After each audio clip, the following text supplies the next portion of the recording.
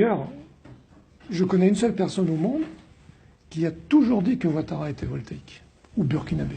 C'est Ouattara lui-même. C'est très simple. Ouattara est né ou à Dimbokro ou à Sindou. Ça sera aux historiens de vérifier tout ça. Mais il n'a grandi qu'au Burkina. Il a été à l'école qu'au Burkina. Il a un numéro d'ordre dans l'armée voltaïque. J'ai mis le numéro dans mon livre, FAV pour Forces armées voltaïques, tant. Il part aux États-Unis, et ça c'est notre ami Charles qui a découvert le pot de rose, si on peut dire. J'ai repris ce qu'il avait dit dans son livre. Au mois d'août 62, il monte sur un bateau qui s'appelait le Grotebeer, de la compagnie Hollande-America. Et ils sont 3 à bord, un Ivoirien qu'on a retrouvé depuis, et 2 voltaïques, Alassane Ouattara et Arba Diallo, qui est malheureusement décédé aujourd'hui, mais qui a été vice-président de l'Assemblée nationale du Burkina et que j'ai bien connu à une époque. Et M. Ouattara, donc, est parti aux États-Unis sur ce bateau-là, avec une bourse voltaïque. Et les Américains, qui sont des gens sérieux en général, émettent des annuaires d'anciens élèves, des alumni, comme on dit aux États-Unis. Et il y a l'annuaire des anciens de ce qu'ils appelaient l'African Graduate Fellowship Program, c'est-à-dire pour les élèves africains qui ont eu une bourse aux États-Unis. Et vous avez les pages consacrées aux élèves du Burkina et celles consacrées aux élèves de la Côte d'Ivoire, plus le Sénégal et le reste. Et dans les pages du Burkina, il y a Alassane Ouattara, avec un numéro d'ordre, les études qu'il a faites, etc. Et dans les pages de la Côte d'Ivoire, vous retrouvez par exemple Jean-Charles Gomis, qui est aujourd'hui ambassadeur de Côte d'Ivoire en France. Vous retrouvez Zemogo Fofana, qui est aujourd'hui cadre du RDR, député RDR. Vous retrouvez un monsieur qui s'appelle Hassan Hachi, etc. Le RDR, le parti de Ouattara, etc. Donc il y a des gens de Ouattara qui sont de son parti, qui sont députés, qui ont eu des postes ministériels et qui sont considérés comme des Ivoiriens par les annuaires américains. Et M. Ouattara est considéré comme un Burkinabé. Il est revenu ensuite, il a été mis vice-gouverneur, puis après, pour des micmacs d'Houphouët-Boigny, il s'est retrouvé gouverneur de la BCEAO.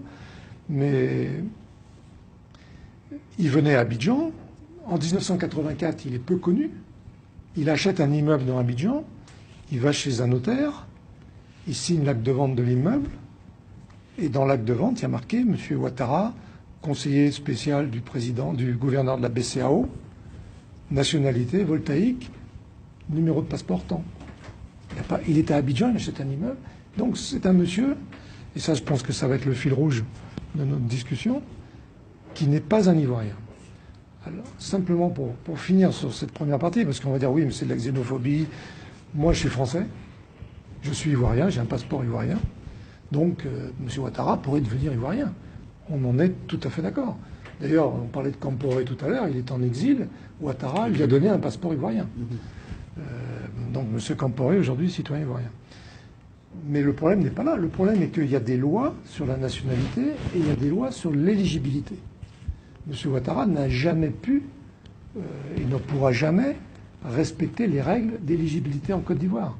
Et son élection, enfin, sa mise en place en 2011, parce que ce n'est pas une élection, et sa réélection, entre guillemets, en 2015, sont totalement incompatibles avec le droit ivoirien. D'accord. Tu voulais poser une question? Oui, je voulais peut-être préciser, vous demander confirmation. Ouattara, il a également mis en place des directives du FMI, c'était sous Houphouët-Boigny, je crois, dans les années 90.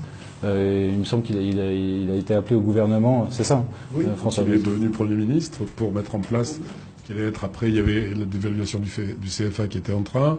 Et bien, il est arrivé pour effectivement opérer et pour finir sur sa nationalité burkinabé, quand il est arrivé donc pour mettre en place le plan d'ajustement structurel, et quand il a quitté en 93 au décès du vieux, et Bédier est devenu président, Ouattara est parti au FMI.